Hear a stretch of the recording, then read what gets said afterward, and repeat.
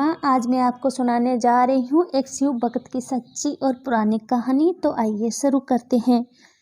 एक नगर में भगवान शिव का एक भव्य मंदिर था, जहाँ हर वर्ष दूर दूर से भक्त जन शिव जी के दर्शन के लिए आते रहते थे।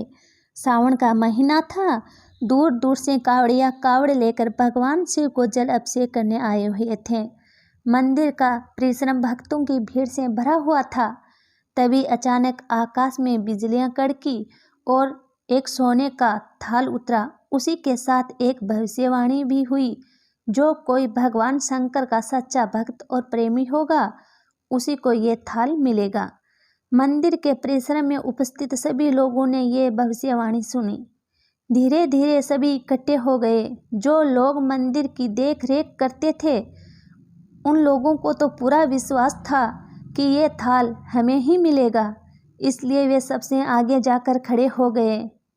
सबसे पहले एक पंडित जी आए और बोले, देखिए, मैं प्रतिदिन महादेव का जल अभिषेक करता हूँ। मैं ही भोलेनाथ का सबसे निकटवर्ती प्रेमी और भक्त हूँ, इसलिए थाल मुझे मिलना चाहिए। इतना कहकर पंडित जी ने थाल उठाया। जैसे ही पंडित जी ने थाल उठाया, थाल पीतल का हो गया। ये देखकर पंडित जी बड़े लज्जित हुए। पंडित जी ने थाल यथा स्थान पर रखा और वहां से निकल गए। इसी प्रकार वहां उपस्थित सभी पंडितों ने खुद को आजमाया, लेकिन शायद उनमें से कोई भी सच्चा भक्त नहीं था। उन्हें भी थाल यथा स्थान पर रखकर चले जाना ही पड़ा। इसके बाद उस नगर के राजा का आगमन हुआ। राजा साहब आगे आए और बोले, मैंने महादेव के मंदिर में बड़ी भारी दान दक्षिणा दी है, इसलिए यह थाल मुझे मिलना चाहिए। इतना कहकर राजा साहब आगे बढ़े और थाल उठाया। जैसे ही राजा ने थाल उठाया, थाल तांबे का हो गया। ये देखकर महाराज भी लज्जित हुए और थाल यथा स्थान रखकर एक तरफ हो गए। इसके बाद इसी तरह एक से बढ़कर एक दानी, महात्मा और भक्त पधारे। थाल उठाया, लेकिन किसी के हाथ में कुछ और किसी के हाथ में कुछ हो गया, लेकिन सोने का नहीं रहा। जब लोगों को पता लगा कि हम में से तो कोई भी महादेव का सच्चा भक्त नहीं है, उसी समय एक किसान का आगमन हुआ। वो बेचारा महीनों बाद आज चतुर्मास के सोमवार के शुभ अवसर पर शिव जी के दर्शन करने आया हुआ था। गरीबी और घर गृहस्थी के बोझ तले दबा खेतों में मेहनत मजदूरी करके अपना और अपने परिवार का गुजारा करता था। अभी रास्ते में आ ही रहा था कि कोई भिखारी मिल गया और कुछ खाने को मांगने लगा। इस किसान को दया आ गई। अपने खाने के लिए जो खाना लाया था, वो उसने उस भिखारी को दे दिया। थाल के बारे में इसने भी सुना था, लेकिन इसने उस और कोई ध्यान नहीं दिया। सीधा मंदिर में गया और महादेव का पूजन करके बाहर आ गया।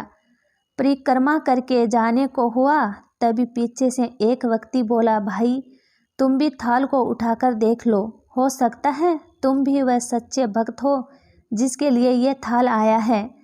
किसान को लगा वह व्यक्ति उसका मजाक बना रहा है।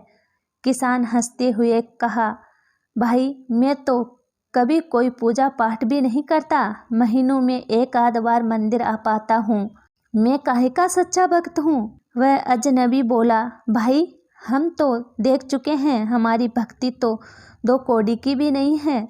अब तुम भी अपना हाथ लगाकर देख लो, सोने का थाल मिले ना मिले, किंतु पता चल जाएगा कि तुम्हारी भक्ति में कितनी सच्चाई है। लोगों के बहुत आग्रह करने पर आखिर उस भोले भाले किसान ने जाकर थाल उठा ही लिया। जैसे ही उसने थाल उठाया, लोगों के आश्चर्य का ठिकाना नहीं रहा। सोने का थाल रोशनी से चमचमाने लगा। यह देख सब लोगों में खुशियों की लहर दौड़ गई। सभी लोग उसके जयकारे लगाने लगे और पूछने लगे कि भाई, तुम ही सच्चे भक्त हो, अब हमें भी बता दो कि कैसी भक्ति करते हो जिसे महादेव तुमसे इतने प्रसन्न है। तो किसान बोला, भाई, मैं कोई भक्ति नहीं करता, मैं केवल दिन भर खेतों में काम करता हूँ और थोड़ा समय निकालकर ज़रूरतमंद लोगों की मदद करता हूँ। इसके अलावा मैं कोई विशेष कार्य नहीं करता। लोग पूछने लगे, तुम लोगों की मदद क्यों करते हो? हंसते हुए किसान बोला, दूसरों के चेहरे पर मुस्कान देखकर मुझे जो आनंद और खुशी होती है उसे मैं शब्दों में बयां नहीं कर सकता। शायद यही कारण है कि महादेव मुझसे खुश है।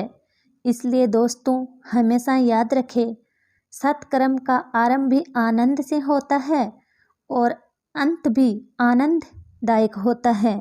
जय भोलेनाथ की।